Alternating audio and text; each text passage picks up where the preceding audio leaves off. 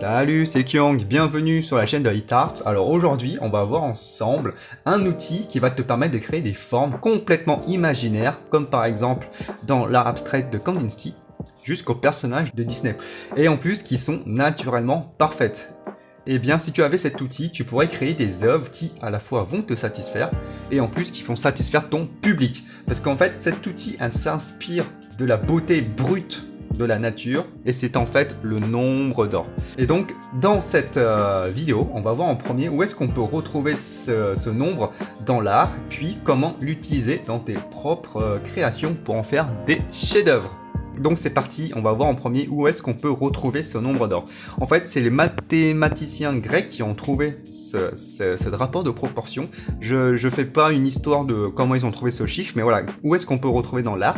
C'est notamment en premier, on le voit surtout en architecture, par exemple sur les temples grecs, où on a une espèce de proportion dite parfaite de leurs infrastructures. Et en fait, les Grecs, ils ont créé des piliers font 1,62 fois la taille du sommet, et en fait ça permet de créer une espèce de composition toute simple et équilibrée, de la même manière que tu vois ce carré, en fait c'est le même que celui-là qui est là-dedans. Et tout ça, c'est une histoire de proportion qui permet de, en fait, juste à l'œil, tu vois une certaine équilibre. Ça marcherait pas, par exemple, si on aurait créé quelque chose, par exemple, quelque chose de milieu comme ça, à la même distance, tu vois, c'est pas très joli, alors que faire quelque chose un petit peu comme ça, et de manière beaucoup plus petite, tu vois, un plus petit et là plus large, en fait ça crée une forme de dynamisme, ça crée un petit peu de mouvement et ça crée quelque chose qui est visuellement attirant. Puis ensuite, au-delà de l'architecture grecque, on peut le retrouver aussi dans leurs statues, mais moi je vais y aller plus loin. En fait on le retrouve jusqu'à l'homme de Vitruve de Léonard de Vinci. Et en fait, si tu remarques bien, l'homme de Vitruve, la proportion de l'homme de Vitruve se trouve en fait au niveau de son nombril. Tu vois ici la proportion entre cette hauteur-là et cette hauteur-là. En fait, ici, on a par exemple 1, et ça, c'est 1,62 fois cette partie-là. Et on retrouve pile poil au niveau du nombril. Et tu vois que rien en regardant l'homme de Vitruve, tu vois que ça paraît naturellement bien proportionné. Mais attention aussi, on retrouve ces proportions-là, en plus, ça te paraît cohérente à l'œil, hein, tu vois, le nombril qui se trouve ici. Mais en fait, si on regarde par rapport à un être humain, c'est pas le cas. Par exemple, sur cette demoiselle, c'est pas du tout le cas. En fait, par exemple, tu vois, si je mets les proportions ici, en fait, on le retrouve plutôt un petit peu plus haut. La séparation entre le buste et bas du corps, en fait, on le retrouve au niveau des côtes ici, tu vois. Il faut bien faire attention, il y a entre proportion idéale, le nombril ici, et il y a proportion réaliste qui se trouve un petit peu plus bas. Donc fais bien attention. Mais tout de même, on peut retrouver ces proportions idéales sur le corps humain. Par exemple, on peut le retrouver sur le visage, notamment chez cette demoiselle. Je fais un zoom sur la demoiselle de tout à l'heure. Tu peux retrouver cette proportion en fait au niveau de ses sourcils. J'en parlerai à la fin de cette pirouette là, mais pour l'instant on reste juste sur cette proportion là. Je l'ai pas dit au début, tu m'excuses, hein, mais on reste juste sur ce cadre là, tu vois. Et tu vois, si tu remarques bien, on arrive pile au niveau de ses sourcils.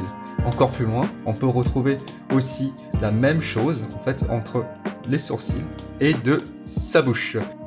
Et ensuite, pour aller plus loin, on peut le retrouver aussi, en fait, sur cette proportion-là. Je sais pas si tu vois, mais en fait, la distance entre le coin de sa bouche, le coin de son nez, en fait, est la même proportion que du coin de son nez jusqu'au coin de ses yeux.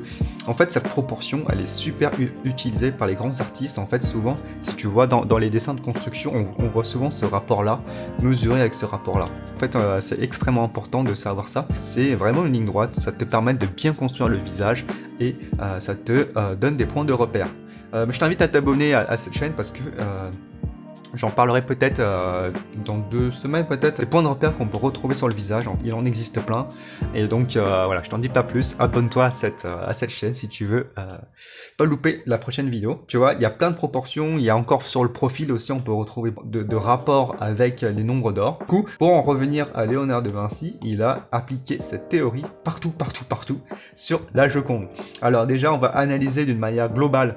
Tu vois ces carreaux, ça te paraît un petit peu bizarre, mais en fait, au départ, il a fait une construction du tableau avec le nombre d'or, tu vois, le cadre. Et en fait, il a découpé, tu vois, le ratio ici, là. Là, tu vois un petit peu ce que c'est, tu vois, ça c'est 1 et ça c'est 1,662, le ratio proportion du nombre d'or. En fait, il a fait aussi l'inverse à l'intérieur. Et du coup, ce qui fait que ça plus ça, en fait, tu retrouves d'une manière quelque chose comme ça. Et aussi, il a placé sur les côtés les nombres d'or, en fait, tu vois ici, là, les proportions, etc., etc. Et ce qui fait que ça fait quelque chose de parfaitement construit, tu vois. C'est au milieu, mais pas vraiment au milieu, tu vois. C'est juste décalé un petit peu au milieu pour que, en fait, cet premier œil tombe vraiment pile dans cet axe, ce qui fait que ça attire directement ton regard. De la même manière, on lit l'œuvre en premier, tu vois. J'appelle ça une courbe de lecture. Qu'est-ce que ça fait? C'est en fait, si tu regardes la Joconde, tu regardes tout de suite cette partie-là, et ensuite, par magie, ton œil, il fait ça. Le balayage de ton œil, il va là, et il découvre la main, tu vois.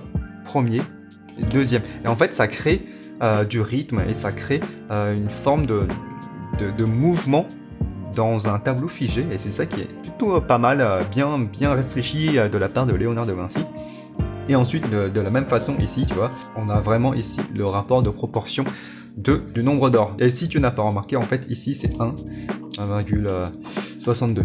Et ensuite, voilà, ici, si tu veux voir encore plus, c'est ici le nombre d'or. On peut retrouver encore le nombre d'or. Ici, en entier, tu peux retrouver le nombre d'or. Ici aussi, voilà. On le retrouve partout. C'est ça qui est incroyable. Et on arrive vraiment à bien lire toute la construction. Et c'est ça qui fait que la Joconde, c'est une œuvre incroyable.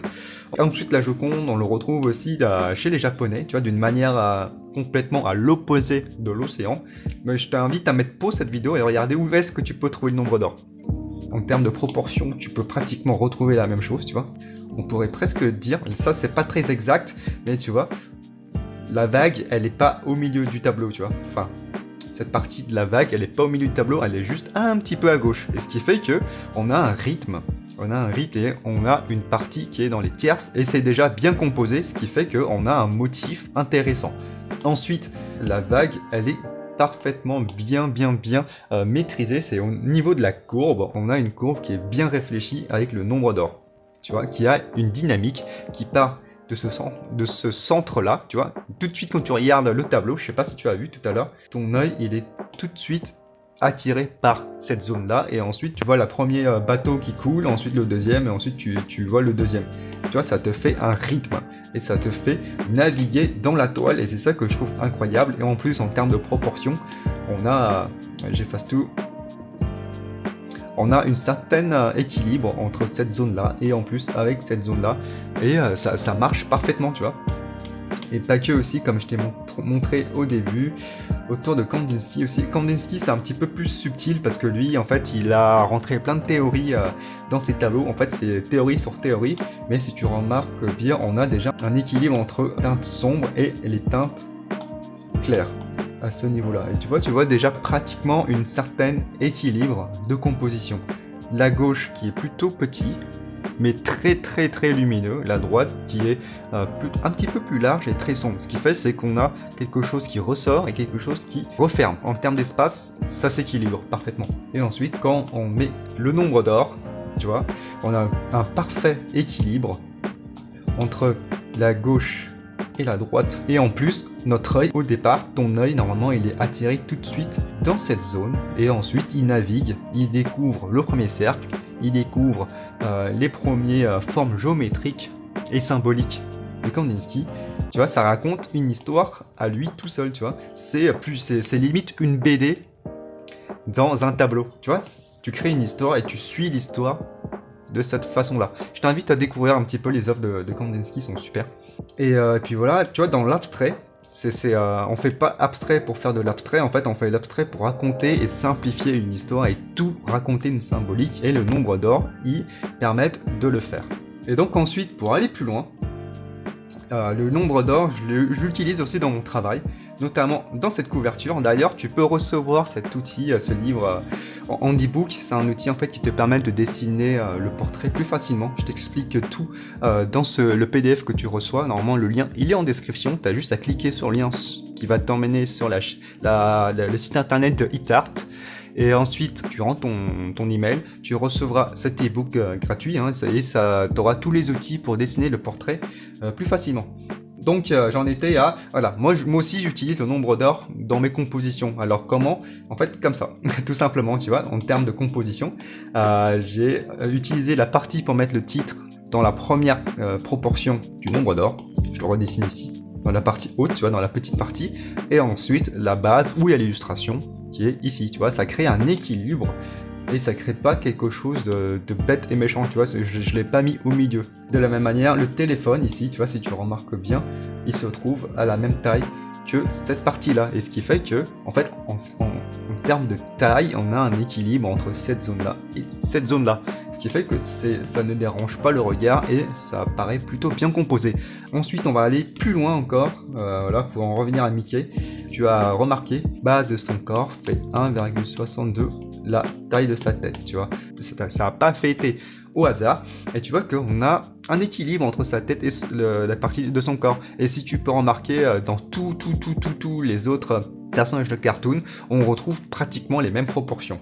Ensuite, pour aller encore plus loin, on peut retrouver aussi entre ses oreilles et sa tête, tu vois, les proportions. Et encore plus loin, on peut retrouver aussi la partie basse de sa tête et la partie haute de sa tête, tu vois, proportion sur proportion. Les formes sont toujours réfléchies d'une manière très sérieuse avec ce nombre-là. Il y a pas que Mickey aussi, c'est utilisé surtout dans les logos. Par exemple pour Twitter, tu vois, en fait ici, on a le rectangle en ratio nombre d'or, mais en fait ensuite, quand on découpe un petit peu tout les proportions, on a des cercles à l'intérieur, tu vois, si tu peux dessiner des cercles, en fait ces cercles sont utilisés beaucoup pour faire les logos. Tu vois, tu peux retrouver le premier cercle dans le ratio du nombre d'or, et ensuite tu peux retrouver ce cercle-là qui est répété partout. Ensuite, National Geographic, tu vois, nombre d'or. Ensuite, comme je t'ai montré tout à l'heure, nombre d'or, qui a été le ratio utilisé 2 fois. Ici, là, ça a été utilisé de cette manière-là, et de l'autre côté, hein, si tu te souviens bien. Ensuite, pareil, hein, en fait, là, ils se sont pas trop compliqués la vie. Ils ont pris ce cercle-là, ils ont pris ce cercle-là, ils ont mis là-dedans, tu vois, le premier cercle, ensuite ils ont mis ce cercle, ensuite ils ont mis ce cercle, et ils ont fait leur logo. En fait, on le retrouve aussi sur la Tour Eiffel. C'est cette partie-là qui fait 1 et cette partie-là qui fait 1,62. Pourquoi ça s'écrase? En fait, c'est comme on est au vu de pied, tu vois, on est tout en bas de la Tour Eiffel et qu'on prend en photo la Tour Eiffel, elle est un petit peu en contre-plongée et du coup j'ai écrasé un petit peu les proportions, ce qui fait que le cadre il suit la perspective. Donc voilà, le nombre d'or, tu vois, comme je t'ai dit, on le retrouve partout. C'est même plus qu'une convention, c'est une proportion idéale de la nature, de la beauté en général. À la fois, ça peut te donner des histoires de proportions, ça peut aussi t'aider à créer des formes comme des logos.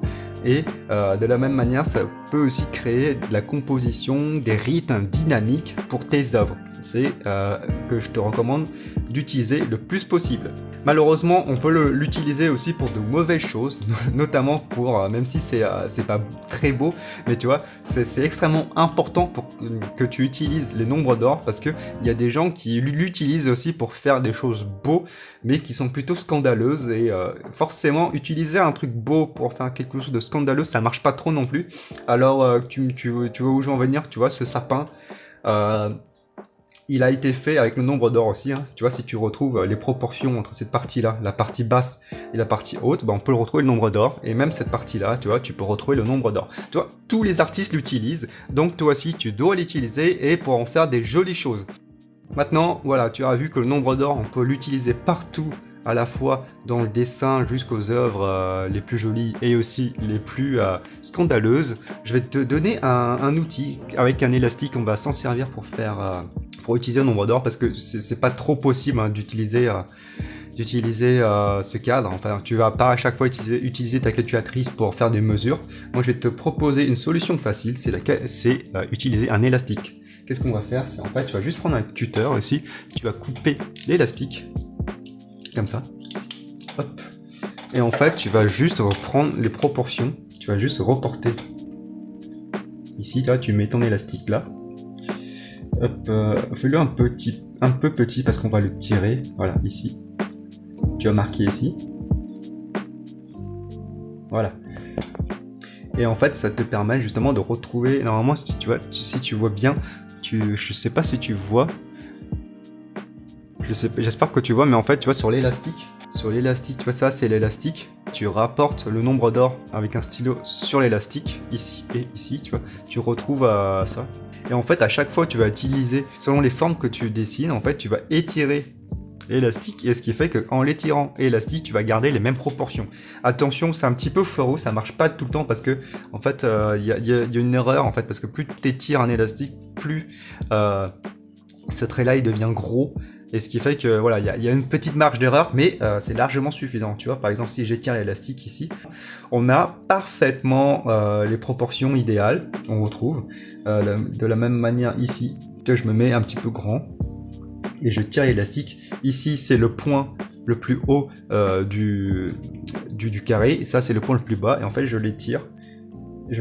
Et en fait, je retrouve pile cette partie-là. Voilà. Je t'invite à vraiment le faire.